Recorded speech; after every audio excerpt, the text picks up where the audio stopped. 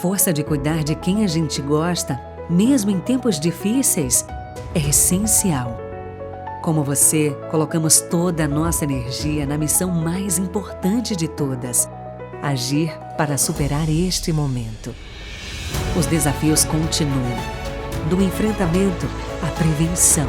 Junto com você, o setor de petróleo e gás olha para o futuro e conta com a sua força para continuar a transformação. Construir um mundo ainda mais digital, mais conectado, mais sustentável. Juntos vamos transpor barreiras e ir além da superfície. Porque é a nossa energia que faz a diferença. É a nossa energia que faz acontecer. Somos energia.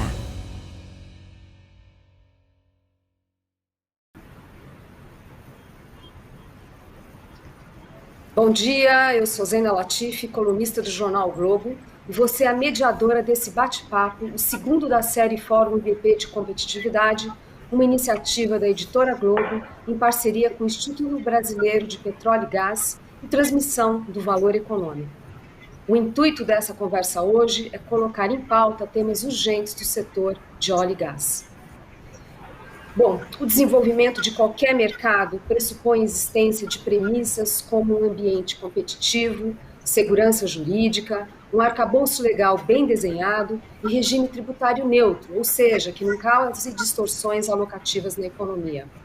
Um longo histórico de incerteza quanto à formação de preços dos derivados de petróleo no país acabou por prejudicar a competição no setor ao afastar novos players.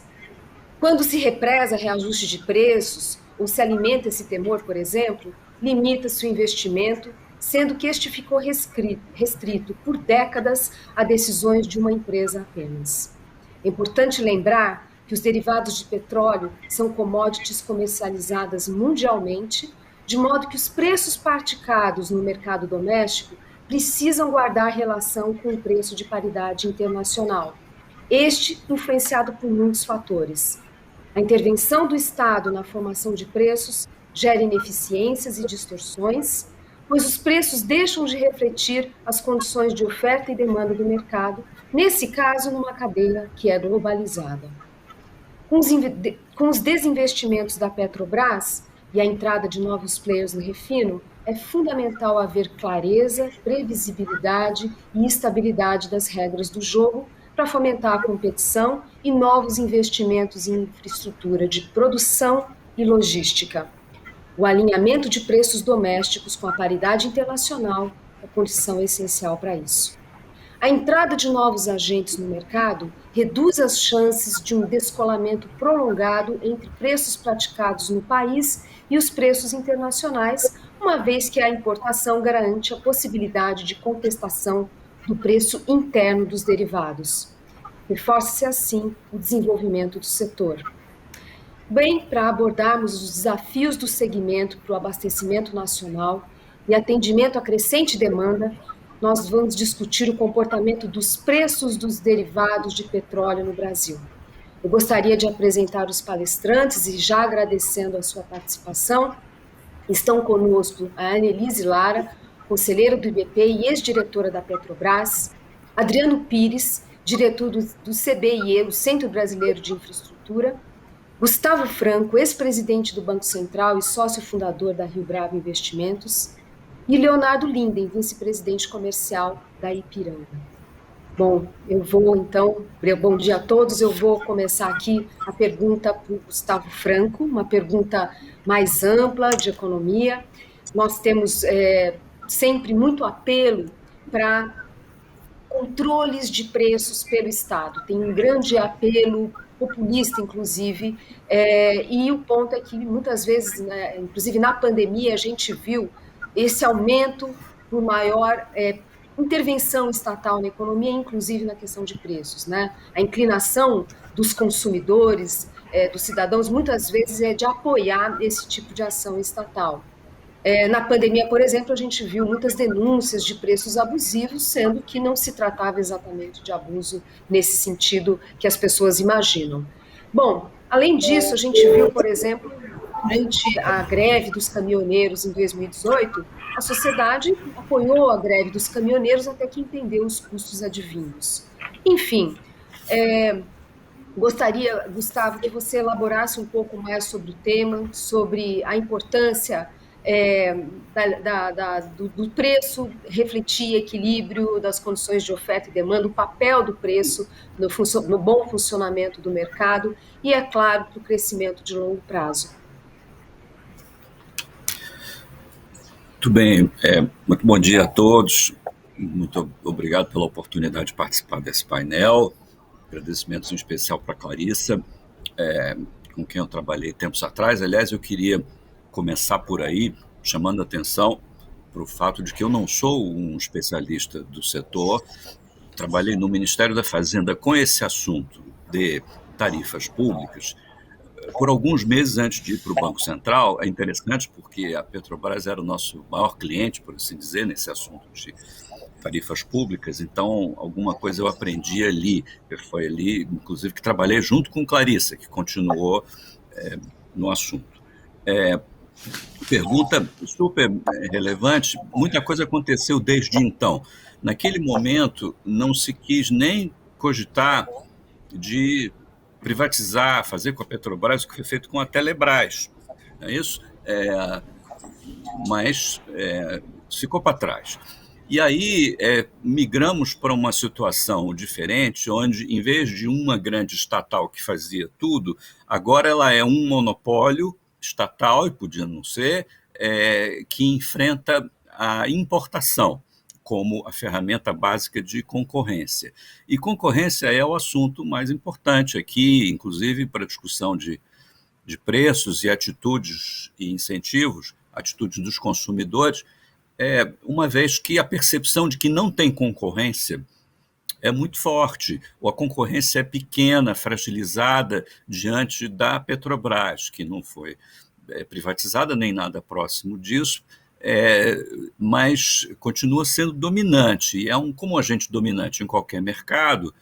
A ideia de agência reguladora ou de limites para a atuação da companhia, ela não só é intuitiva, como ela faz sentido do ângulo da concorrência. Portanto, o assunto é mais complexo porque trata-se das autoridades de concorrência junto com as autoridades do Ministério da Fazenda, que são, enfim, tem aí a economia em mente, ambas estabelecerem limites para os comportamentos da companhia. Lá atrás, na minha época, o assunto de preço era muito claramente um assunto de cash flow da companhia e dos investimentos que a companhia pretendia fazer, sempre assim percebidos como um pouco elevados demais do ângulo do que éramos na ocasião, uma espécie de autoridade reguladora, que achávamos que a companhia queria crescer, ficar muito grande. De fato, depois, com a nova matriz, foi mais ou menos isso que aconteceu, embora sem a colaboração das tarifas.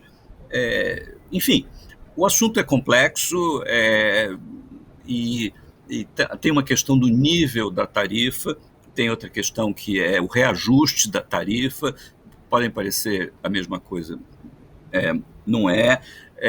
A importação é o mecanismo que regula. Se a tarifa dos derivados está muito baixa, as pessoas vão comprar aqui e exportar.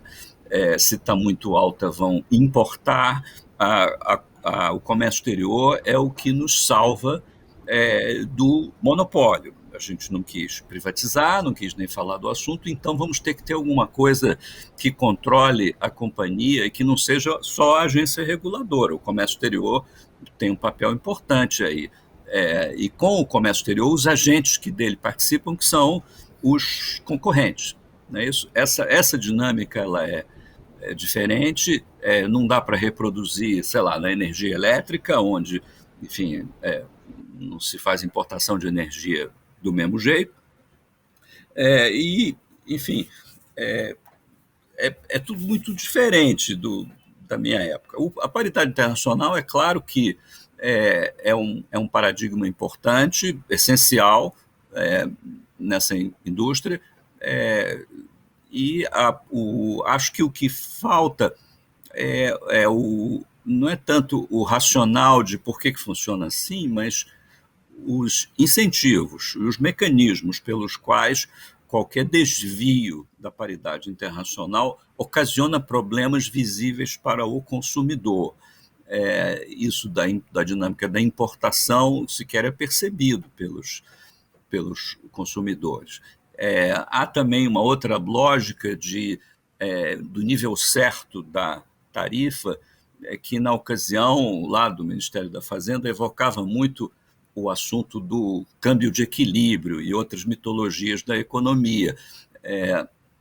E aí a companhia alegava que se a tarifa fosse diferente do preço considerado ideal por eles, a diferença deveria se tornar uma espécie de crédito da companhia diante do Tesouro Nacional. O racional da conta petróleo de Priscas Eras era isso, era um incentivo para o Tesouro, a autoridade federal não abusar do controle de preço, sobretudo para baixo. Mas continua sendo difícil. Há subsídios cruzados, as mercadorias, os derivados são diferentes, alguns de alto impacto social, outros nem tanto. Então, ao favorecer uma coisa, um setor, um tipo de derivado diante de outros, como é comum nos preços públicos, via uma tarifa social, é claro que se produz o consumo intensivo da coisa subsidiada. Tipo, subsidiar o diesel, vamos consumir muito diesel e, sobretudo, se tiver subsídio ainda para comprar caminhão, aí mesmo que fica tudo errado, e que você só vai consertar com mais subsídio lá na frente para os caminhoneiros não fazerem greve. Os erros vão se acumulando. Há uma longa experiência de gestão de preços que migrou para dentro da ideia da agência reguladora. O controlador fica meio que conflitado nesse ambiente. A concorrência é importante, ela deveria ser mais visível, para que as distorções em si criassem problemas que as enfraquecessem. Não sei se nós já amadurecemos aqui nesse assunto o suficiente para deixar solto. Enfim, o fato é que toda vez que tem problema, nós, os economistas mais generalistas, somos chamados a explicar para a população por que tem que manter a paridade internacional. Talvez a melhor explicação é a da importação mesmo. Se tiver barato aqui, as pessoas vão comprar daqui e exportar. Lembro de um caso da energia elétrica que era parecido. A energia elétrica, se for subsidiada, o Brasil vai acabar exportando muito alumínio e vai faltar luz. Não é isso? E acontece com o setor de petróleo, mas eu não sei se a gente já chegou a um sistema mais maduro. Eu espero muito ouvir aqui meus colegas para formar uma opinião sobre qual deve ser o melhor sistema de incentivo e persuasão sobre os caminhos corretos do ângulo do economista. Muito obrigado. Agora, acho que dá para a gente, se eu entendi bem, quer dizer, quanto mais competitivo esse setor se tornar com a entrada de novos players, maior vai ser a aderência, tanto na tarifa, né, tanto no preço quanto nos seus ajustes, né, nos seus reajustes, à paridade internacional, correto? Quer dizer, o ambiente competitivo faria aumentar essa aderência aos preços internacionais. É correta essa afirmação? Mais ou menos, ainda, porque eu não sei se simplesmente estabelecer a concorrência ia ser suficiente numa indústria tão concentrada, com uma estrutura de preço tão complexa. Eu não sei se seria suficiente. Os especialistas saberão dizer muito melhor que eu, porque não tem um mercado spot de derivados que seja competitivo, ou tem, mas na gasolina na bomba não se sente essa influência ainda, na minha observação aqui de fora do setor. Annelise, Leonardo, vocês gostariam de complementar, fazer alguma observação em relação a essa pergunta inicial? Zeina, eu gostaria sim. Bom dia a todos. É um prazer estar participando desse debate, né, ao lado do Gustavo, Adriano, Leonardo. Eu acho que o Gustavo Franco levantou alguns temas super relevantes e tem a ver com a maior concorrência no setor, né? Essa questão da paridade de importação para os preços de derivados, ela está muito atrelada a isso que o Gustavo comenta, como a Petrobras é hoje praticamente a única empresa que processa e refina petróleo no país, 98% desse mercado ainda está nas mãos da Petrobras. A concorrência ela ocorre a partir da importação. Por quê? Porque, apesar de termos aí uma série de refinarias espalhadas pelo Brasil, o país é um importador líquido de derivados, principalmente de diesel, gasolina e gás de cozinha. Na média, a gente importa, o Brasil importa cerca de 20 a 30% desses combustíveis para atender o mercado. Menos gasolina, mais diesel e principalmente gás de cozinha. Então, a concorrência se dá realmente, como o Gustavo está colocando nesse momento, através da importação. E nenhum agente, seja empresa estatal ou importador privado, vai querer importar com prejuízo, né? Então, o preço de paridade de importação, ele, de certa forma, regula isso. Por quê? Porque ele é formado, basicamente, por 3 parcelas, onde você tem aí a parcela, o preço do derivado no mercado internacional mais próximo do Brasil e mais barato possível, em geral é no Golfo do México. Você tem o frete marítimo para trazer para o Brasil o produto, e você tem o custo de internação desse produto. Então, é baseado numa equação que é transparente, ela pode ser acompanhada pelo mercado. O Adriano pode até comentar que o pessoal dos importadores acompanham a evolução desse preço de paridade de importação e garante que não está havendo prejuízo nesse quesito, né? Então, com a abertura do mercado de refino, nós vamos poder ter outros critérios, porque aí vão ser novos players, como o Gustavo disse, a gente sai dessa posição monopolista de uma empresa e com novos players, eventualmente até essa política de preços ela pode ser alterada. Mas aí depende do sucesso do projeto de desinvestimento da Petrobras, e eu posso comentar isso num outro momento. Muito bem. Mais alguém? Zeina, bom dia a todos. Eu acho que só para, sem querer me repetir, mas só para comentar rapidamente, acho que a gente também vai falar um pouco mais sobre isso, um pouco mais à frente, mas, enfim, o negócio de derivados, ele, como você comentou no início, ele é uma commodity global, já está completamente impactado por uma dinâmica internacional, né, de oferta e demanda. Assim, todas as tentativas, ou a maior parte das tentativas que se fez ao redor do mundo de criar mecanismos internos de controle de preço, ou mecanismos artificiais de controle de volatilidade, se provaram ao longo do tempo ineficaz e caro, né? Vamos lembrar, e a Annelise colocou bem, que o Brasil já tem um trading internacional ativo. O Brasil é importador, é exportador. Então, você já está trazendo o produto e já está trazendo o derivado para dentro do país a custos internacionais, né? É muito difícil a gente pensar que você consiga isolar com uma fórmula de sucesso os preços de derivados localmente, quando essa conexão ela é completamente internacional, né? Mas a gente vai voltar um pouco mais nesse ponto daqui a pouquinho, imagino. Bem, deixa eu colocar um tempero aí nessa história, porque o Brasil, né, nessa questão de preços de combustível, tem toda uma história ligada, como o Gustavo colocou, ao monopólio da Petrobras, né? Então, no imaginário do brasileiro, o petróleo é nosso. Então, por que a gente tem que pagar a gasolina cara no Brasil se o petróleo é nosso? E a abertura do mercado, como a Nerise colocou, foi em 98, mas só agora que está vendendo refinaria.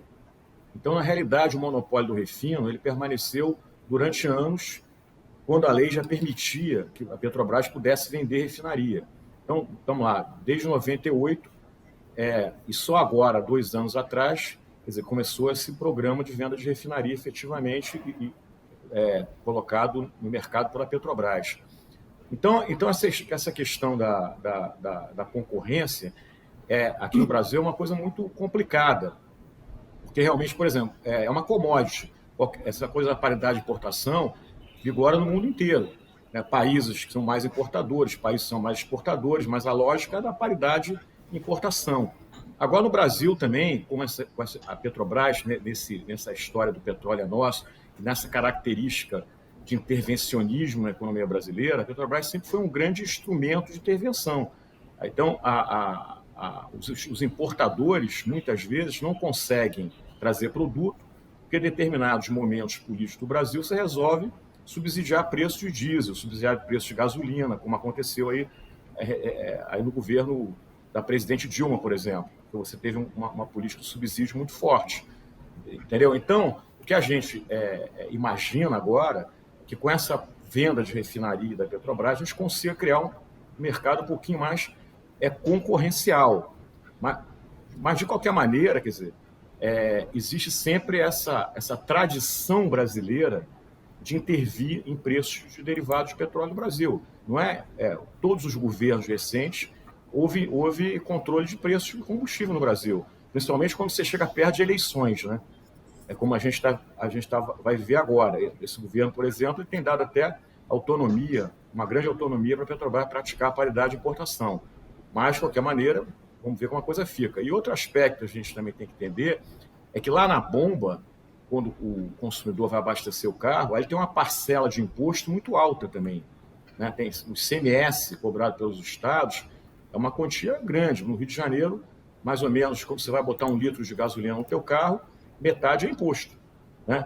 Então, também, a gente tem que dissociar um pouco a questão do preço na refinaria do preço na bomba, né? Na refinaria, paridade de importação. Na bomba, depois você tem os impostos, que no Brasil não são pequenos nesse segmento aí, de combustível.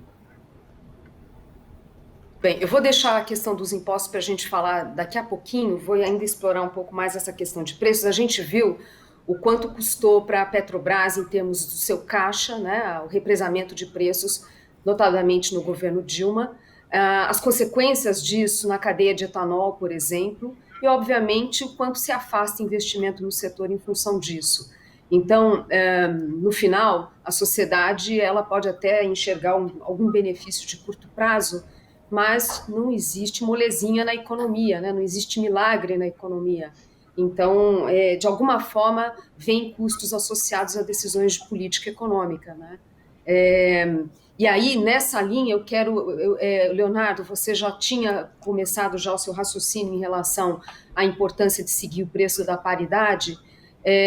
Gostaria que você, então, retomasse o tema e contasse para a gente. Essa é uma prática internacional? Quer dizer, nas experiências de países, inclusive emergentes, enfim, economias não avançadas, como que funciona, né? Qual a importância disso e como funciona lá fora? Obrigado, Zena, pela pergunta. E, de fato, a conta vem, né? A conta em algum momento vem, sim. Como você mesmo adiantou na tua abertura, e eu comentei rapidamente, enfim, a gente está tratando de derivados que são uma commodity global e são impactados por tudo que acontece no mundo do ponto de vista de oferta e demanda, né? Além disso, eu acho que tem um outro ponto importante, quer dizer, o Brasil ele já tem uma dependência estrutural de importação de derivados, né? A Nerise comentou isso rapidamente, né? Além da gente importar alguns cortes de cru, né, para a produção local de derivados, a gente importa derivado, né? Quer dizer, tem um trading ativo que ele tem que acontecer do ponto de vista estrutural. Ele não é que ele aconteça oportunisticamente por uma questão de preço, ele tem que acontecer porque se você pega o diesel, por exemplo, e cerca de 20% do diesel ele precisa ser importado pela nossa incapacidade de suprir a demanda total do país, né? Ou seja, nós já estamos comercializando produtos no mercado brasileiro a custos internacionais, né? Não seguir a paridade, evidentemente que pode impactar negativamente o consumidor ou a própria Petrobras, a sociedade como um todo, né? Eu acho que tem um outro ponto aí também, assim, o Brasil ele é globalmente competitivo na produção de petróleo e derivados, né? E essa questão de você criar modelos próprios, criar mecanismos artificiais de preço interno ou barreiras de livre comércio, isso impacta a nossa própria competitividade como produtor, né? E como você comentou, assim, ao redor do mundo isso já se provou, né, em países que nos seus momentos tentaram fazer algum tipo de mecanismo individualizado, isso se provou ineficaz e caro. E ineficaz do ponto de vista de controle da volatilidade, que é uma das coisas que se discute, né, muito aqui nesses momentos. E, obviamente, assim, esses modelos, eles, no final das contas, eles geram, a médio e longo prazo, ineficiência no setor, né? Eles resultam em maiores custos, eles retraem investimento, impactam negativamente consumidor, sociedade, economia, a gente acaba pagando a conta, né? E como foi colocado aqui também, de uma certa forma, esses mecanismos eles dificultam a entrada de agentes privados, né? E para os agentes privados que já estão aqui, eles impactam a competitividade dessas empresas como um todo, né? Então, eu acho que até para reforçar um ponto, se não me engano, foi o Adriano que comentou, assim, o negócio de derivados, né, ele precisa de uma previsibilidade, né? Ele precisa de regras claras, né? E você criar, né, mecanismos próprios, internos, e pior do que isso, você mudar, né, periodicamente esses mecanismos próprios e internos, ele causa uma ruptura no modelo de negócio, e isso impacta as empresas, impacta a nós como sociedade, impacta a própria Petrobras. Então, assim, acho que definitivamente já está provado que esses mecanismos internos eles não são eficazes e que a internacional é o que traz mais estabilidade e previsibilidade para o negócio e para o setor, né?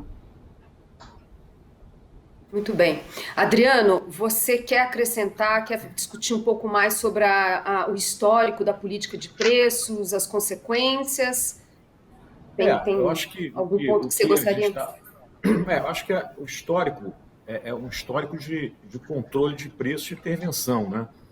Porque, inclusive, né, o grande impeditivo também de se vender refinaria no Brasil sempre foi isso, né? O investidor ele tem receio de comprar uma refinaria no Brasil e se deparar com um controle de preços dos derivados na refinaria, né? Então, esse é o grande desafio que a gente vai ter daqui para frente. Se a gente quer essa cultura que funciona no mundo de paridade internacional, né, na refinaria, a gente tem que começar a entender que gasolina, diesel, não é tarifa, é preço, né? O preço é uma commodity e é fixado pelo mercado internacional e começa a ter, então, uma concorrência. Mas não é uma coisa simples. Historicamente, volto a dizer, a Petrobras é uma empresa que sempre sofreu um controle de preços nos diferentes governos, às vezes de uma maneira mais acentuada, às vezes menos acentuada, mas mesmo recentemente agora, a gente viu no próprio governo atual, o último presidente da Petrobras, saindo numa discussão de preço, né? Foi a gota d'água lá no copo, né? Então você vê que e não adianta, quer dizer, a gente tem essa cultura no Brasil, a greve dos caminhoneiros, como você colocou, teve apoio da sociedade. Você tem um produto, por exemplo, que é o botijão, o gás de cozinha, o botijão de gás, que tem um aspecto social imenso. A gente tem 90% de brasileiros cozinha com botijão. Só 2% das residências brasileiras têm gás encanado. Entendeu? Então, quando você está um preço aí agora de pandemia de R$100 no botijão, o que a gente faz com isso? Será que não cabe aí uma tarifa social igual você tem na energia elétrica? Então, essa discussão também precisa ser travada para que o mercado funcione um pouquinho melhor, entendeu? Não é simplesmente também vão deixar funcionar solto, né? Solto, mas o que a gente não pode confundir, que eu sempre coloco, é o seguinte: não vamos intervir na Petrobras. Agora, se quer fazer algum tipo de política pública para os derivados, criar fundo de estabilização, criar tarifa social, acho que a discussão tem que ser por aí. Mas, em hipótese alguma, a gente pode intervir no caixa da empresa para tentar aí agradar a sociedade. Esse ponto absolutamente importante, que no fundo a gente está falando de escolhas de políticas públicas. Se vai fazer uma tarifa social, isso tem que estar previsto em orçamento, isso não pode penalizar a empresa, isso tem que ser uma decisão da sociedade, né, de fazer essa tarifa com orçamento público para isso. Ou se não, se opta, por exemplo, para aumentar o valor do Bolsa Família, enfim, né, o ponto é que a gente precisa tomar decisões de política pública embasada em estudos, em evidências, para ter bons diagnósticos e a política ser o mais focalizada possível, preservando a racionalidade do setor, né? Eu vou ainda insistir nessa questão de preços, porque uma coisa é a oscilação do preço internacional, a outra coisa são os preços domésticos, e aí passa pelo comportamento da taxa de câmbio. E o que a gente observa é que, no Brasil, de fato, a nossa moeda tem uma volatilidade muito elevada, mesmo comparando a outros países emergentes, o que gera muita flutuação de preços internamente, com consequências, enfim, para o setor produtivo, para os consumidores. E aqui que eu gostaria de retomar a conversa com o Gustavo Franco. De fato, o ambiente macroeconômico no Brasil ainda não é estável como a gente gostaria, e o dólar tem sim uma volatilidade muito forte, em que pesem intervenções do Banco Central, mas, enfim, por uma série de questões é mais difícil domar, né, a volatilidade da nossa moeda. Você acredita que é possível utilizar mecanismos para suavizar, para amortecer essas oscilações de preços? E se sim, que cuidados que precisam ter para que isso funcione direito, para que não se gere ali uma intervenção excessiva? Gustavo. Acho que no papel sim, mas a implementação desses mecanismos é de uma complexidade gigante, sem falar na dificuldade de calibragem. Os falados fundos de estabilização, ou mesmo dentro do próprio Banco Central, fórmulas de reduzir a volatilidade usando, sei lá, opções de câmbio. Todos esses sistemas, eles são arbitrários na execução, pode-se fazer um pouco mais, um pouco menos, e com grandes efeitos nos preços. Eu não sou otimista, acho que pode ser que tenha, é preciso conhecer melhor o setor para saber se esses fundos com funding em impostos, com vistas a estabilizar os preços domésticos. A gente não consegue nem fazer um subsídio para o gás, imagina um fundo de estabilização. A gente tem um problema grande, inclusive, deixa eu voltar um pouquinho e ligar esse assunto com o anterior, com o capex da companhia. A gente não gosta muito de interferência nas decisões de preço quanto a derivados, mas a conversa de preço que vem da Petrobras é uma conversa que tem como premissa um plano de negócio que pode ter um capex de 100 bilhões por ano e que teria que ser financiado por preço, né, por tarifas. Mas quem falou que tem que ser 100 bilhões por ano? Tem que estar no orçamento da União, quem discute, a empresa resolve sozinha. Enfim, o assunto de preço tem muitas dimensões. Acho que o papel do mercado já foi percebido como importante e percebo que estamos num momento de construção institucional. Esses mecanismos aí de estabilização, os que eu ouvi falar, que tinham que ver com impostos ditos regulatórios, não funcionaram, né? Não sei como é que vai ser. Na verdade, me preocupa afastar falácias que são comuns no noticiário toda vez que tem esses problemas. Adriano mencionou uma delas, que é a primeira de todas, a mais importante, que o pessoal é o seguinte: porque o petróleo é nosso, é de graça, tá? Então pode ser qualquer preço que beneficie a economia. E tem uma segunda falácia, que essa é mais comum em outros setores de infraestrutura, que é na eletricidade, por exemplo. Se a usina está amortizada, então a energia é grátis, né? De todo jeito, a ideia de que o petróleo que sai da terra ou a energia que sai da empresa da usina amortizada é grátis, é incrivelmente mais popular. Era o que a Dilma falava sobre preço de eletricidade. É fácil de compreender. Já pagamos pela usina, já pagamos os investimentos necessários para cavar lá em águas profundas o pré-sal, e a gente tem que explicar por que o preço tem que ter que ver com o custo de refazer tudo. Do contrário, fica totalmente desalinhado. Esse tipo de raciocínio continua a grande vulnerabilidade. Enfim, saí do assunto. Eu não acredito nos mecanismos de estabilização, não. Acho que é preciso ser muito criativo aí. Os que eu conheço, eu não acredito muito, não. Posso fazer uma observação? Antes da gente entrar... pois não, por favor.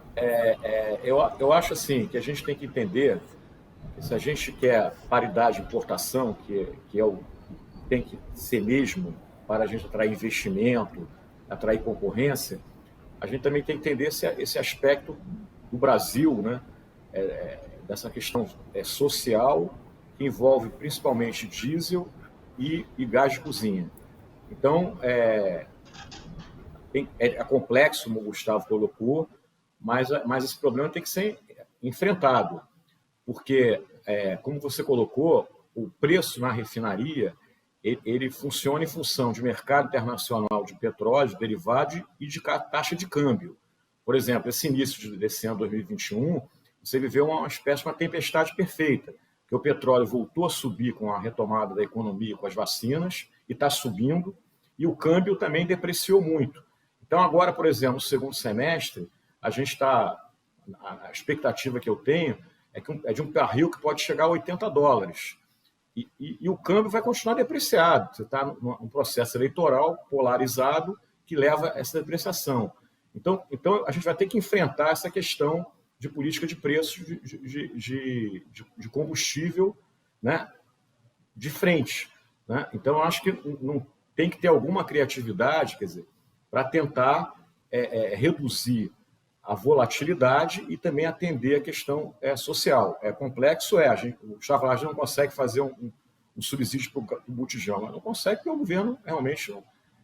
mas dá para fazer, não é simples, mas a gente tem que enfrentar esse problema, na minha opinião, porque não adianta a gente achar que o petróleo vai a 80 e o câmbio a 5,30 aí, e vai ter aumento de gasolina e diesel na refinaria. Pode não haver, como historicamente a gente percebe que não houve, e aí é o pior dos mundos, né? Entendeu? Se a gente... Essa questão de energia elétrica, de derivado de petróleo, tem um aspecto político muito forte no Brasil, muito forte, tá certo?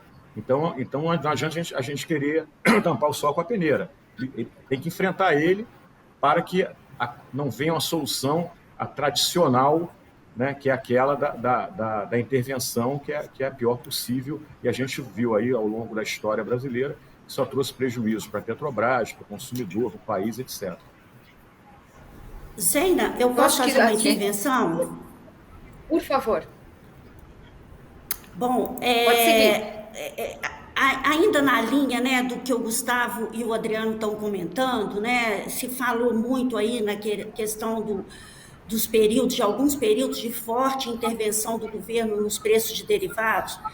Eu queria dar um exemplo, né, de como isso foi extremamente desastroso para a Petrobras, num período muito crítico, porque quando houve essa intervenção mais forte, a capacidade de geração de caixa operacional da Petrobras ficou comprometida. E, como o Gustavo falou, uma empresa de óleo e gás, e principalmente a Petrobras, que explora e produz petróleo em águas profundas, que tem que fazer investimentos bilionários, e tem mesmo, né, porque são investimentos bastante relevantes, e foi num período que foi da descoberta do pré-sal, né, que eram aí, na época, investimentos bastante relevantes. Com isso, o que aconteceu? A capacidade de geração de caixa ficou prejudicada. Grandes investimentos, a dívida da empresa cresceu absurdamente. E, na sequência, vocês devem lembrar, em 2014, veio um período muito difícil, porque aí as commodities caíram, o preço do petróleo caiu, a nossa geração de caixa caiu, e houve a descoberta aí das investigações, né?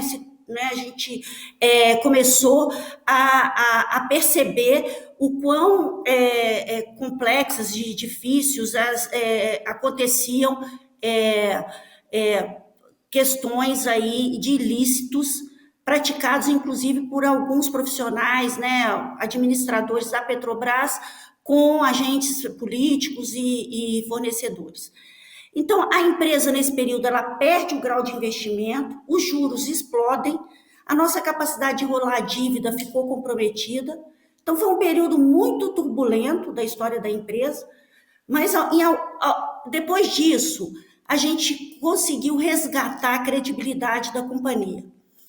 E aí, eu estava lá nesse período, eu posso dizer que a adoção do preço de paridade de importação para os combustíveis, assim como o plano de desinvestimentos da empresa, foram fundamentais para o resgate dessa credibilidade. E aí, a gente está falando de preços que aumentam e diminuem. Aí, vocês estavam comentando na pandemia. O segundo trimestre de 2020, vocês devem se lembrar, o preço de petróleo e de derivados despencou no mercado internacional. A Petrobras reduziu drasticamente o preço nas refinarias, acompanhando o que estava acontecendo no mercado internacional.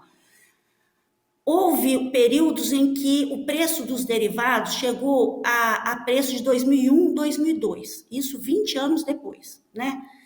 Se deu pouca visibilidade na época, a gente não ouviu nem elogios, nem celebrações, e alguns empresários do setor de etanol chegaram a sugerir que a importação dos derivados fosse sobretaxada para que os preços no Brasil não caíssem tanto. Eu, na época, estava como diretora da Petrobras, nós somos terminantemente contra. Por quê? Por uma questão de coerência. Então, se a gente pratica preço de paridade de importação quando o preço está alto, tem que praticar quando o preço está baixo também, né? Como a gente diz, é na saúde e na doença. A Petrobras, mais uma vez, viu a sua receita despencar em 2020, mas ela criou um plano de resiliência que, baseado em redução de custos, um plano extremamente conservador do ponto de vista de redução de custos, postergação de alguns investimentos e tudo, e nem por isso a empresa teve que ir ao governo pedir dinheiro ou precisou aumentar o seu endividamento.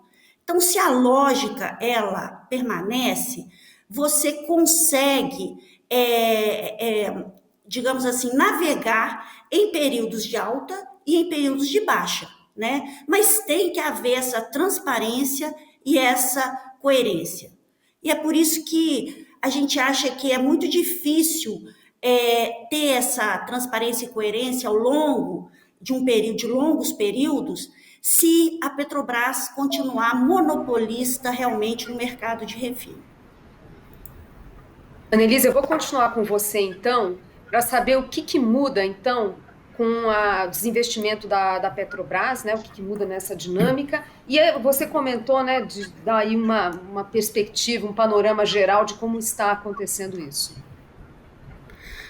Bom, a venda de ativos da Petrobras, ela tem mudado bastante o setor de óleo e gás aqui no Brasil. Eu vou até, do ponto de vista assim, mais amplo, falar de todos os segmentos. Por exemplo, na área de exploração e produção, a gente está vendo o aparecimento de uma indústria que não existia antes, de campos maduros em terra, em águas rasas.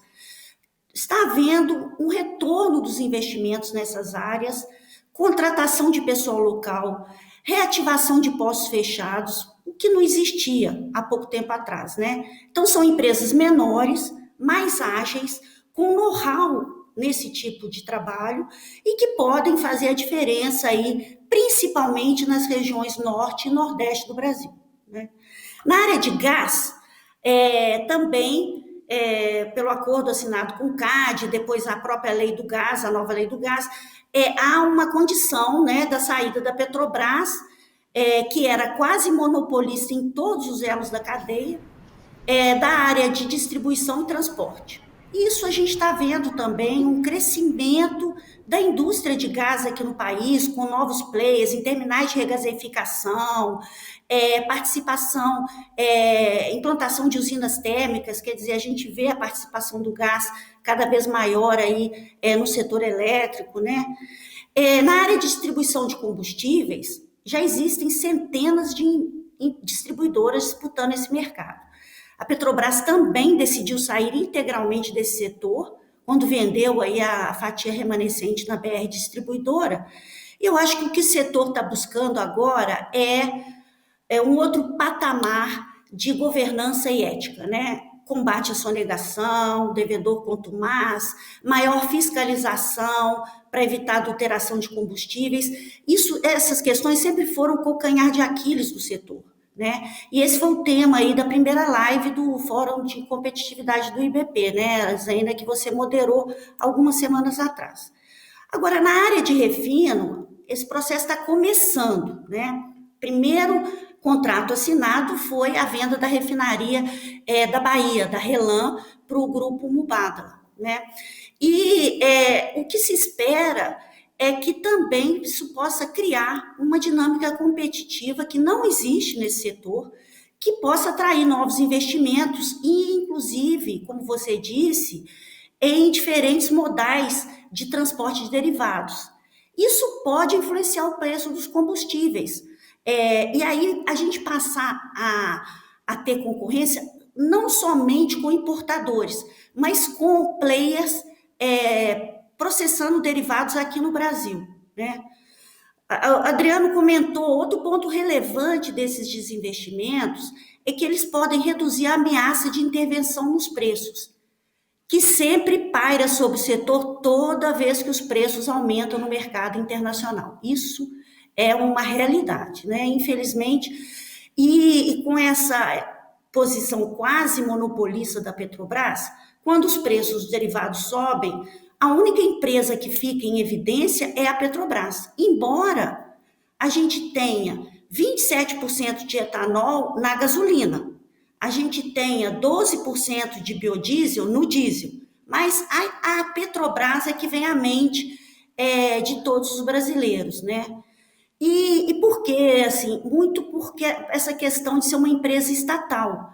Mas a gente tem que ver que é uma empresa estatal que tem hoje apenas 37% do seu capital social nas mãos do governo, do Estado brasileiro, na verdade. Então, hoje, só 37% do capital social da Petrobras está nas mãos do Estado brasileiro. Nós temos 22% nas mãos de investidores brasileiros e 41%, cerca de 41%, nas mãos de investidores estrangeiros.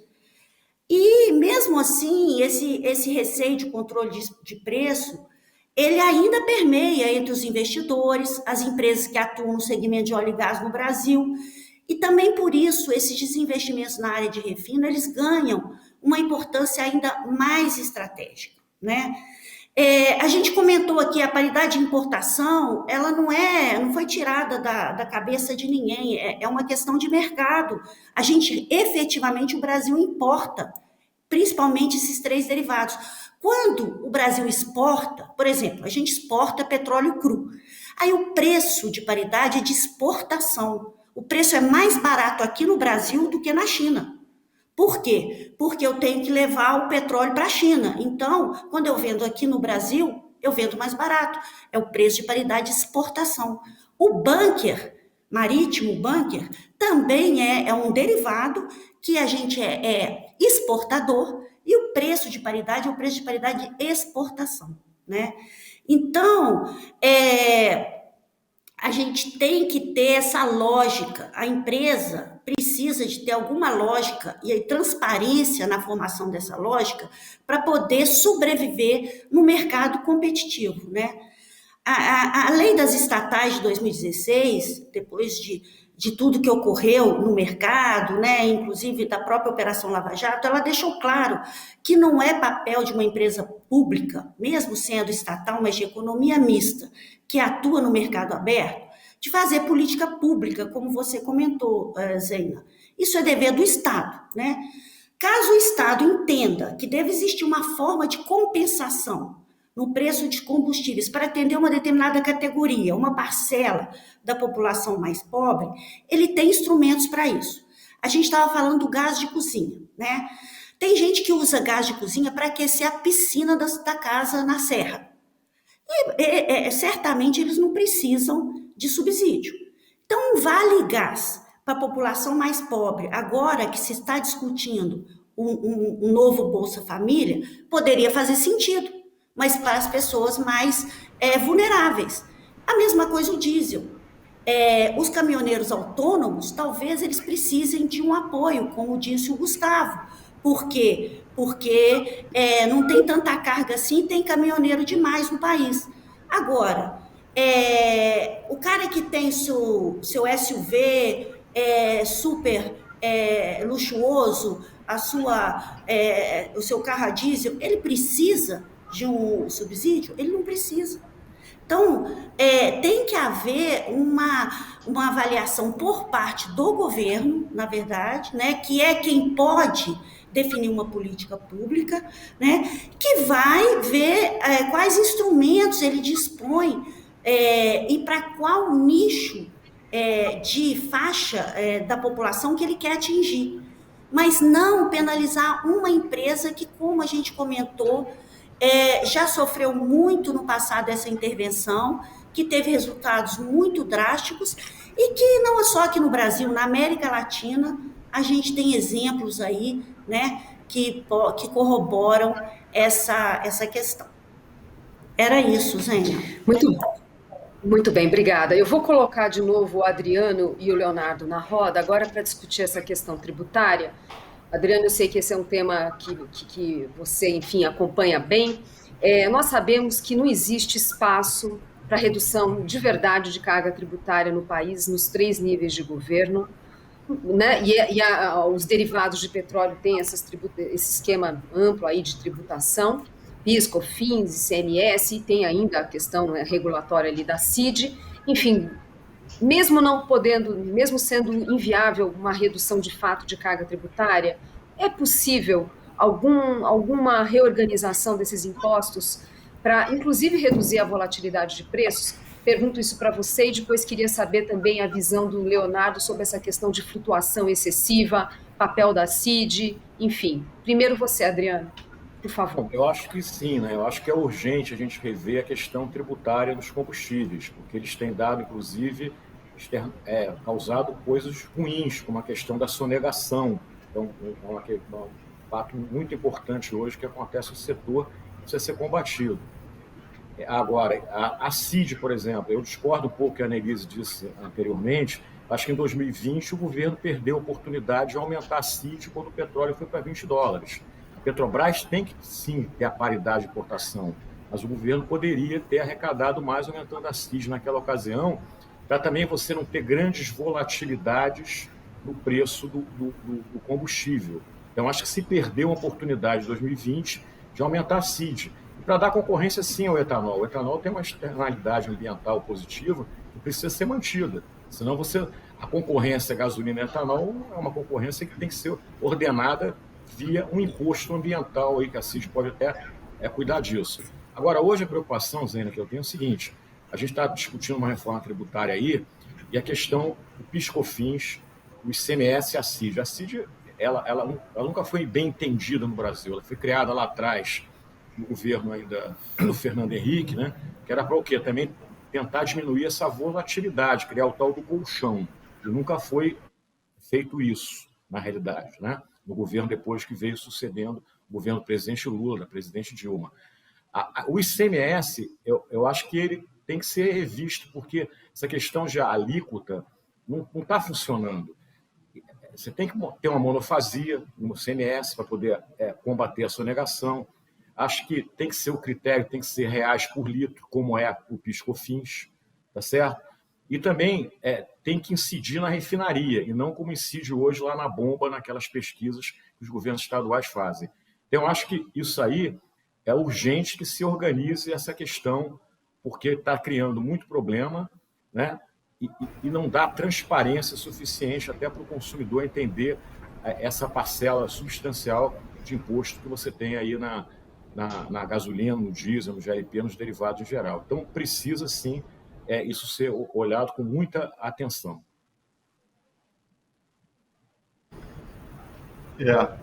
Zeina, eu concordo inteiramente com o Adriano. Assim, eu acho, inclusive, que a gente bota, né, nós como país, como sociedade, a gente bota muito foco e energia na discussão de preço, e tem que botar mesmo, mas eu não sei se a gente bota foco e energia na mesma proporção na discussão tributária, né?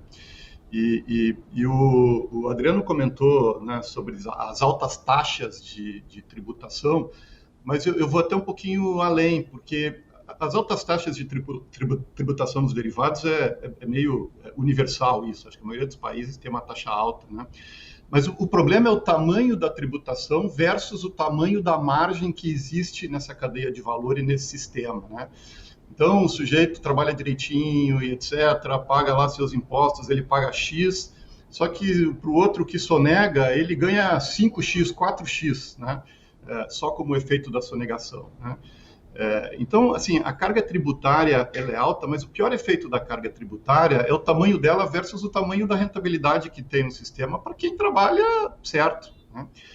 E tem um outro problema, né? Assim, de novo aqui, né, acompanhando os colegas, é complexa, né? A nossa carga tributária é complexa, o que a Adriano estava comentando, assim, dificulta recolhimento, dificulta fiscalização, abre flanco para evasão fiscal e para outros tipos de irregularidade. Assim, tem vários estudos aí que demonstram, né, que nós temos uma perda estimada anual de 14 bilhões, né, em cima do comércio irregular de derivados, né?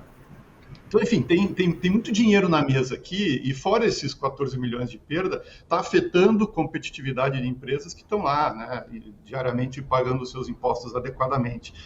Existem algumas discussões em andamento, né, e eu acho que são discussões extremamente importantes para o setor, né, e que trabalham na direção de otimização e simplificação dessa estrutura tributária, né.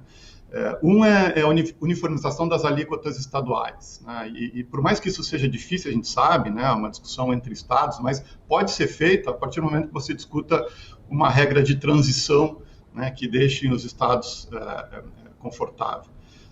Outro ponto de discussão são as alíquotas específicas ad rem, né, que é o que o Adriano estava comentando do preço do valor fixo ali no ICMS, né, assim como é o PIS/COFINS. Hoje a gente tem um percentual, né?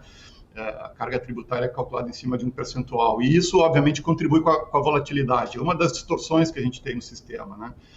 E o outro ponto que eu quero reforçar, realmente, o ponto também que o Adriano já antecipou, que é o ICMS monofásico, né? No produtor, no importador, enfim. Eu acho que são medidas que são passíveis de implementação, né? Que simplificam o modelo tributário, que é complexo, que dá clareza para quem está nessa cadeia de valor e para os players, né, desse negócio. Certamente reduz distorção ou fecha alguns flancos de distorção que a gente tem no mercado hoje em dia e, consequentemente, inibe evasão, né? Então, assim, trabalhar no nosso modelo tributário, ele também tem um benefício grande, além de aumentar a arrecadação, né, de gerar uma previsibilidade maior, de atrair investimentos, né? E quando eu falo investimento, eu não estou falando só do investimento dos grandes grupos que, enfim, vão participar dos negócios de refinaria ou dos negócios de midstream, de transporte, de logística, seja o que for, mas eu estou falando também do revendedor que investiu num posto, né? Esse cara investiu o dinheiro dele num posto, ele precisa ter certeza que o que ele está fazendo ali corretamente, etc., para disputar aquele mercado, o posto do outro lado da rua faz igual, né? e hoje ninguém tem essa certeza. E eu acho que o tempo está passando e a gente precisa, de fato, botar energia na discussão do nosso modelo tributário e tentar botar de volta para os cofres públicos esses 14 bilhões anuais que a gente deixa evadir, né? No final das contas, isso acaba sendo um benefício para a sociedade. Muito bem. Eu vou mudar um pouquinho de assunto agora, quero falar um pouco de investimentos. A Annelise já deu ali um panorama muito bom sobre investimentos que estão vindo, novos players, né, na parte de postos maduros, de água rasa, do gás, na distribuição de combustíveis, mas ela também citou que ainda somos, né, importadores líquidos de derivados, claro que tem questões técnicas envolvidas, mas eu queria ouvir de vocês, primeiro o Adriano, mas enfim, quero ouvir de vocês todos, Adriana, Annelise, Leonardo, Gustavo numa perspectiva mais macro, afinal se fala tanto em retomada de investimentos no país, a gente não sabe o fôlego desses movimentos mais recentes, mas enfim, o que é prioridade, o que deveria ser prioridade, onde tem mais gargalo nesse setor, né? Como, de fato, consolidar investimentos nessa área. Eu sei que não tem bala de prata, a gente está discutindo um aspecto aqui, que é a questão de preços, mas tem questões regulatórias,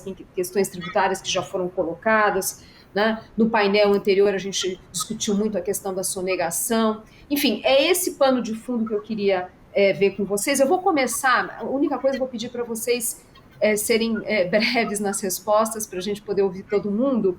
Eu vou começar com você, Gustavo, de um ponto de vista mais macro, né? Como você enxerga perspectiva de investimentos? A gente é um país que tem baixa produtividade, mas também em boa medida porque temos baixo investimento em infraestrutura, né? Alguns indicadores agora nessa recuperação da economia estão melhorando. O Ministério da Economia soltou recentemente esse trabalho mostrando recuperação. Claro que sempre fica a dúvida em relação ao fôlego disso, mas, enfim, de uma perspectiva mais geral do país, como você está enxergando o investimento, principalmente na infraestrutura? Bom, deixa eu fazer umas observações aqui mais polêmicas, tendo que ver com o fato que eu sou o observador externo aqui, não sou do setor. Então, tem uns 3 ou 4 coisas que me ocorre falar no fim e que levam ao assunto do investimento. Eu estou vendo aqui, a premissa é que vamos acertar a política de preço, porque aí a Petrobras faz todos os investimentos necessários, e outros, Petrobras e outros, assim, meio que na margem. Isso é um pouco o que eu estou ouvindo. E eu não estou gostando disso, não, numa boa. Porque o que acontece?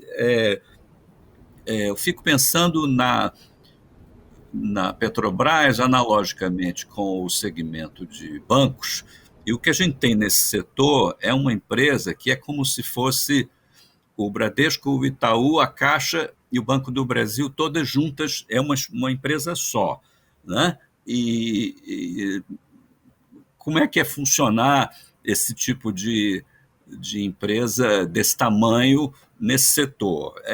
Sim, outros países têm companhias nacionais de petróleo que têm esse tamanho, mas está me parecendo que aqui nós temos um problema recorrente de excesso de monopólio, de concentração nesse setor, e que o assunto de investimento tem que estar ligado com alguma coisa do tipo reduzir o gigantismo dessa empresa. Não é privatizar. Eu vi que, inclusive, a empresa já é meio que uma corporation, não é isso? A governança corporativa não espelha esse fator, e se fosse uma corporation, talvez ficasse pior, do ponto de vista de aproveitar os espaços de monopólio que a empresa tem. Então, não se trata simplesmente de mudar o controle, mas de mudar uma outra coisa, que é ter mais empresas, reduzir o tamanho desta daí de muitas maneiras. Deixa eu não perder a oportunidade de fazer um comentário final sobre câmbio, também um pouco para o polêmico, que é o seguinte: na época da nova matriz, quando o petróleo estava para cima de 100, não é isso? o Banco Central acumulou 250 bilhões de reservas internacionais e hoje tem para cima de 300, ou perto de 300, ou tinha, já gastou um bocadinho.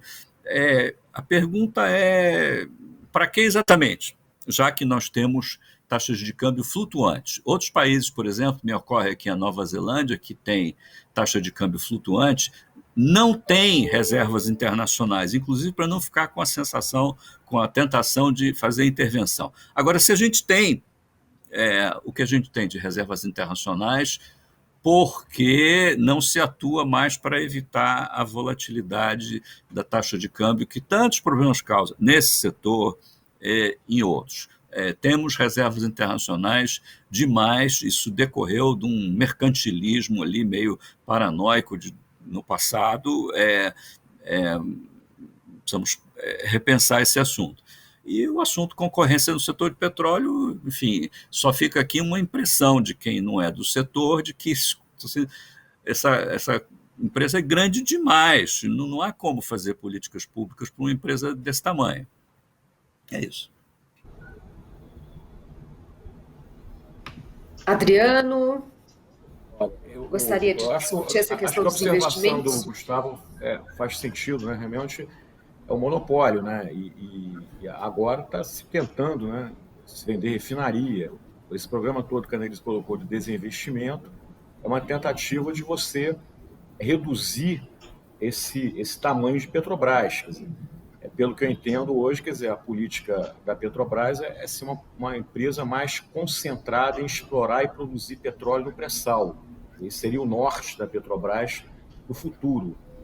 É o que está se tentando fazer, concordo com o Gustavo, a passos muito lentos, né? E a gente nunca teve coragem, assim, eu acho que é uma coisa que precisava ser discutida, a própria privatização da Petrobras. A gente está falando agora aí de privatização de Eletrobras, com todos os problemas da MP da Eletrobras, vai se privatizar lá a Eletrobras. Por que não se discutir também a questão da Petrobras? E aí você vai trazer mais investimento. Agora, respondendo a pergunta muito objetivamente da Zena, eu acho que um setor, Zena, aqui na indústria de óleo e gás, que a gente precisa desenvolver é a questão de logística, né? E a questão da logística está ligada, acho que a Annelise já colocou até, em redução também de preço de combustível. A gente no Brasil continua transportando derivado aí, a maior parte deles por caminhão. Agora tem um pouco mais de trem, mas não tem duto, tem pouca cabotagem. Até essa concorrência que se falou aqui de paridade internacional, produção interna versus importação, é uma concorrência também muito pequena, porque você não tem grandes estruturas de importação, terminais, armazenamento. Então, eu acho que se a gente, o que eu espero, por exemplo, é que esse segmento de logística ele seja premiado aí, né?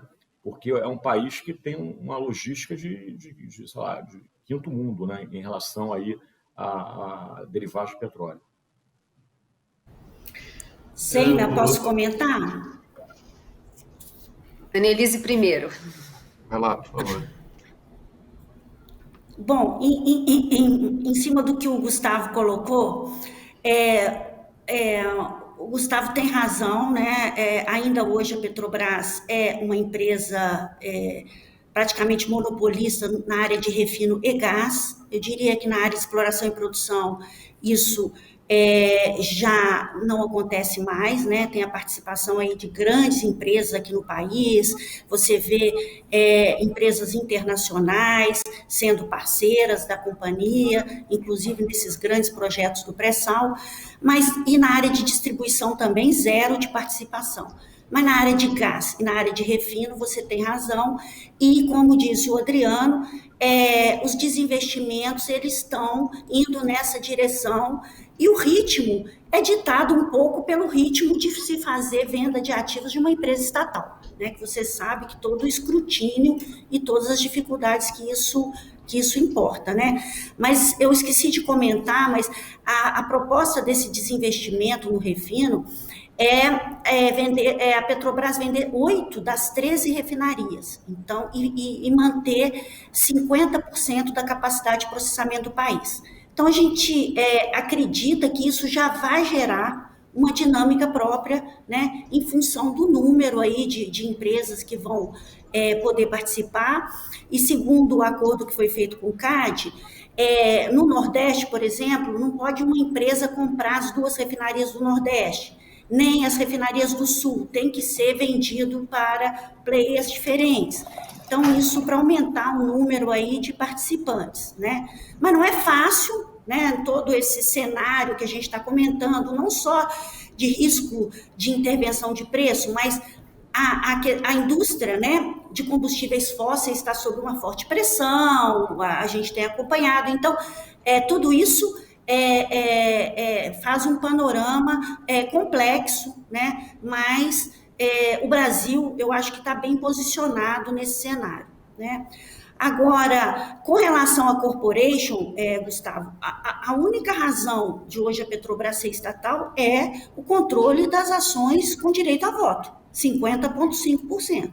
Se a Petrobras fosse para um novo mercado e juntasse as ações ao INPN, automaticamente seria uma corporation, né? E você tem razão com o risco que isso traz pelo fato de ela ainda ser muito grande, né? E aí, realmente um controle privado de uma empresa tão grande assim poderia ser mais complexo. Mas a gente, né, o futuro governo, as futuras gerações têm que pensar sobre isso. Vale a pena, num cenário onde o mundo está indo para uma economia de baixo carbono, o Estado ser dono de uma empresa de óleo e gás, de combustíveis fósseis? Até quando, né? Então, essas questões todas têm que entrar aí na pauta, na agenda dos próximos governos, eu acredito. Leonardo, por favor, e se você puder... se você só puder explorar um pouquinho essa questão ambiental, que a Annelise levantou a bola, eu acho que seria interessante também você colocar essa perspectiva, os desafios em função disso. Bom, antes de mais nada, para registrar, eu acho que estamos todos na mesma página, né? Assim, eu também entendo que o desinvestimento, o programa de desinvestimento em refino e logística da Petrobras, ele é muito positivo, né? Tudo que está se discutindo aqui sobre paridade de preço, controle de volatilidade, simplificação tributária, até mesmo do marco regulatório, acho que não são condicionantes aos desinvestimentos da Petrobras, mas são importantes de serem levados ao mesmo tempo, né? Porque tratam o setor como um todo, né? Eu acho que do ponto de vista ambiental, acho que tem um comprometimento, né, da maior parte do setor de fato, a gente evoluir na questão ambiental, né? E investimentos relevantes são feitos nesse sentido. Acho que a abertura do mercado, ela também vai fazer com que a gente encare os compromissos, né, de redução de emissões e dos compromissos ambientais, né, de uma forma mais eficiente, até porque traz investimento, né, junto com o processo de privatização de parte da Petrobras, né? Mas eu de fato tenho visto, sim, um comprometimento muito grande em cumprir os nossos compromissos sociais, ainda que a gente ainda, né, possa questionar do ponto de vista de regulamentação se a gente está cobrindo tudo que deveria, mas eu vejo, pelo menos as empresas que trabalham nesse setor com visão de longo prazo, um comprometimento grande do ponto de vista da seriedade da questão ambiental, né?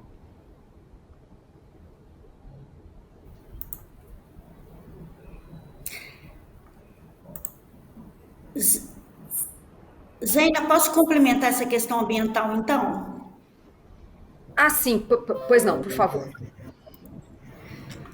Eu tinha comentado, né, que apesar de termos aí essa preocupação, né, e o compromisso da maioria dos países de adotarem esse net zero, né, que é zerar as emissões líquidas de gases de efeito estufa até 2050, os combustíveis fósseis acabaram se tornando vilões aí no mundo da energia. E a gente vê que as pressões estão subindo, né? Agora, aqui no Brasil, a gente tem uma vantagem nesse caso, né? A gente já tem uma matriz energética limpa, com 45% de energia renovável, comparado com o mundo, que é 14%. Né? Então, a gente está numa posição mais confortável. A gente tem os biocombustíveis, que nos dão uma vantagem competitiva em relação aos outros países. A gente precisa avançar na produção de biocombustíveis de segunda geração. Esses, sim, vão ter um impacto relevante na redução de emissões. E o interessante disso tudo é que essa produção desses bioderivados, elas poderão ser feitas nas próprias refinarias, né, de petróleo. Então, o que a gente está chamando de uma revisão dessas refinarias para biorrefinarias do futuro. Então, você pode ter um parque de refino produzindo biodiesel 100% renovável, querosene de aviação para os aviões, né, 100% renovável.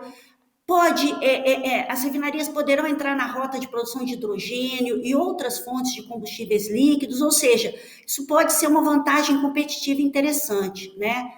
Então, hoje também a maioria dos analistas, ela considera que a predominância dos combustíveis fósseis na matriz energética mundial, ela vai diminuir nas próximas décadas, mas não vai desaparecer. Então, nesse sentido, a área de petroquímica, ela ganha uma relevância, né? A integração refino-petroquímica vai ser um grande diferencial para as empresas de óleo e gás. Então, eu diria que hoje o momento de investir numa refinaria pode ser adaptada para esse cenário de baixo carbono é muito propício e pode gerar um valor aí na transição para essa economia de baixo carbono. Era isso aí que eu queria comentar. Muito bem. Bom, então temos aqui vários pontos muito interessantes que vocês colocaram. A questão da Petrobras ainda ter um peso muito grande no mercado. Temos avanços que já foram feitos, mas mais desafios pela frente para atrair novos players. E a questão de formação de preço é um elemento essencial para a atração desses novos players, para que, de fato, a gente tenha um ambiente mais competitivo, fora, enfim, todos os outros pontos relacionados a um ambiente de negócios saudável, passando, inclusive, pela questão da tributação. Não podemos fechar os olhos para a realidade da oscilação muito forte dos preços ao consumidor, fruto, inclusive, da própria instabilidade macroeconômica do país, mas muito cuidado nas políticas públicas para que não tenha desperdício de recursos, para que não sejam políticas ineficientes ou que gerem, né, distorções na racionalidade ali do setor. Então, acho que esse seria mais ou menos, né, fazendo de uma forma muito resumida, foi muito mais enriquecedora a fala de vocês, mas, enfim, só para a gente dar esse apanhado. E aí, eu peço, por favor, cada um de vocês, considerações finais para a gente encerrar o evento. Então, Gustavo, por favor, as suas considerações finais, rapidamente. Bom, eu queria, claro, agradecer a oportunidade de discutir e aprender com vocês todos sobre o setor. Confesso que estou surpreso com o consenso avassalador em torno do livre mercado e da não intervenção nos assuntos da Petrobras. Isso é um pouco paradoxal, para mim, que não conheço bem o setor. Me ocorre lembrar, por exemplo, que recentemente o Sindifisco andou elogiando o pacote tributário do governo, e alguém comparou isso a CUT falar bem da reforma trabalhista. Eu não esperava ouvir uma defesa do livre mercado tão apaixonada quanto eu ouvi hoje. Vou dormir pensando alguma coisa eu não percebi do que está acontecendo aí. Tudo bem, vou ficar por aqui nesse comentário breve. Adriano, por favor. Bom, também queria agradecer o convite do IBP, é um prazer estar com o Gustavo, você, Zena, Elise, Leonardo. E eu acho que o que a gente tem que entender é que essa questão de preço, né, ela se divide em pedaços, né? A paridade internacional na refinaria, né? A questão dos impostos, né, e a questão de política pública. E a gente tem que realmente juntar essas três coisas se a gente quer ter um setor saudável e de concorrência no Brasil, né? É complexo, é uma equação complexa de trabalhar, mas a gente tem que enfrentar para que o mercado de petróleo, de óleo e gás, quer dizer, tenha esse papel aí relevante aí no futuro aí da economia brasileira, aí gerando emprego e investimento. Bem, por favor, Annelise. Bom, eu também queria agradecer, achei muito interessante o debate e as provocações aí do Gustavo. Eu acho que o mercado de óleo e gás passou por muitas turbulências nos últimos anos, né? E a própria Petrobras também, eu acho que isso fez com que se amadurecessem alguns conceitos, né? E a gente vê hoje no mundo, em relação à intervenção do Estado na economia, né? Idas e vindas. A gente, muita gente comenta que o presidente Joe Biden dos Estados Unidos é extremamente intervencionista. E a gente vê que o que ele propõe, né, como intervenção redução de subsídios à energia fóssil, incentiva a energia renovável, incentiva a infraestrutura, mas ele jamais vai pensar em criar uma empresa estatal para fazer energia renovável, ou vai estatizar a empresa privada, né? Mesmo na China, onde a intervenção estatal eu acho a mais forte do mundo hoje, não existe uma única empresa estatal de óleo e gás. São várias empresas de óleo e gás, estatais, sim, mas que competem entre si por recursos e por espaços de poder. Como diz o Gustavo, não existe um gigantismo de uma única empresa, né? E, para vocês terem uma ideia, apenas um único estado chinês, a província de Shandong, tem mais de 50 refinadores privados independentes, né? Aqui na América Latina, a nossa história de intervencionismo é desastrosa, né? Tivemos vários exemplos. Eu queria citar um aqui, que para mim é muito triste, que é a situação da PDVSA. A PDVSA, a estatal venezuelana, ela já foi do mesmo porte e com as mesmas capacitações técnicas equivalentes à da Petrobras. Eles tinham um grande centro de pesquisa e nós tínhamos vários intercâmbios tecnológicos.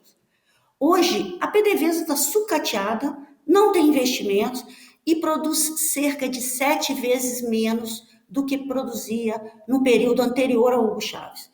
Então, esse é um retrato dramático, né? Eu diria, do impacto da intervenção estatal numa empresa de petróleo. Então, por isso que a gente precisa refletir, sim, a gente precisa dar independência às empresas, está aí a lei das estatais, a própria Constituição diz isso, e a gente tem que fazer com que essas empresas elas sejam eficientes, sejam boas pagadoras de impostos, que através disso o governo vai poder realizar políticas públicas que sejam relevantes para determinada classe da população, que é a de baixa renda. Era isso. Muito bem, Leonardo. Obrigada. Leonardo, por favor. Tá bom, e mais uma vez, muito obrigado pela participação aqui, pelo debate.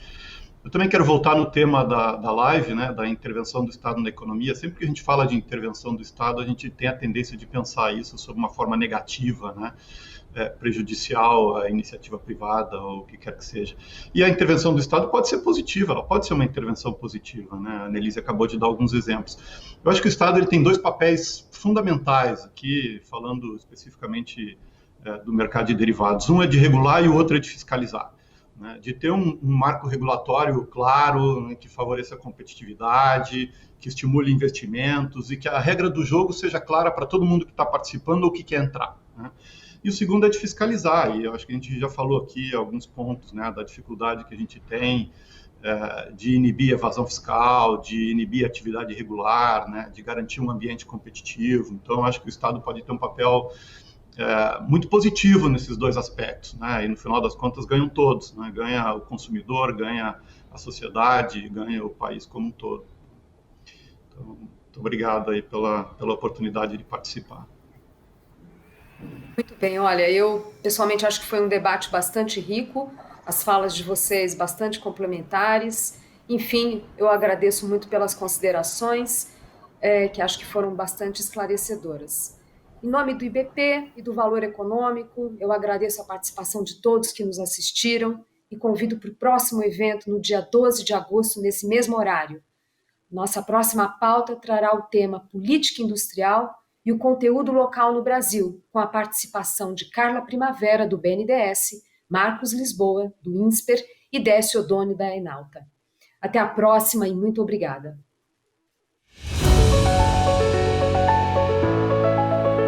A força de cuidar de quem a gente gosta, mesmo em tempos difíceis, é essencial. Como você, colocamos toda a nossa energia na missão mais importante de todas: agir para superar este momento. Os desafios continuam. Do enfrentamento à prevenção.